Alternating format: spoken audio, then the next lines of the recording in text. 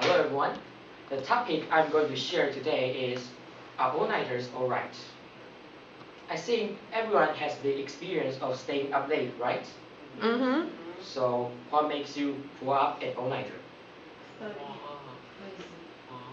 Watching video. Okay. As you know, the reason for the people to stay up late can be different when we are in different ages. For the students like us, who may stay up late for the test or the heavy homework from the school. But for the people who are already out of society, they may stay up late because they have to deal with their busy work. Sometimes we are even addicted in the video games, so we stay up late. For the people who stay up late for studying, they may get good grades or good rank on the test. And for the workers, they may finish their work on time. However, there are still some advantages for them to become an all-nighter. First of all, our body is tired after using it in high attention, and especially when you don't get enough sleep.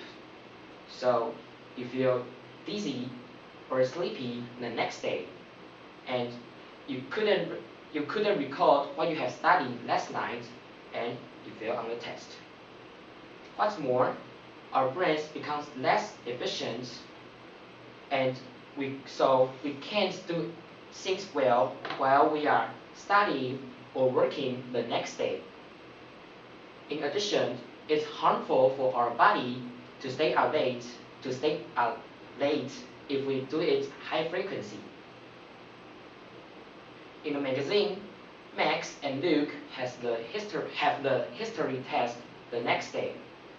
Max decides to skip the sleep because he wants to keep his place in the top 10 students.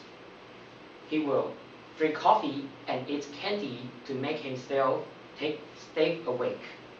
However, Luke thinks it is too over to do that, but he still wishes good luck to Max. So how can we do to avoid this kind of bad habit? First of all, finish your aim earlier. Dedicate a few days prior to the final deadline for uncompleted things. This will give you the space to finish other tests or other homework without sacrificing too much sleep. The next one, use every spare minute well. I think this is the most important skill to save your time. It's common for us to have some spare time, like 10 to 20 minutes in our life. So how do you use this spare time well can be the key points that can you save your time effective. The next one, arrange your work earlier. Arrange your work earlier. This can make you know what you have to done in the day, and you wouldn't be confused about your planned speed. The next one, plan for your coursework.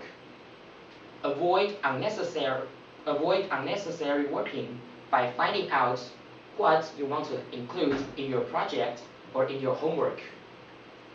If you can all use these tips well, I think you can probably save your time invisibly.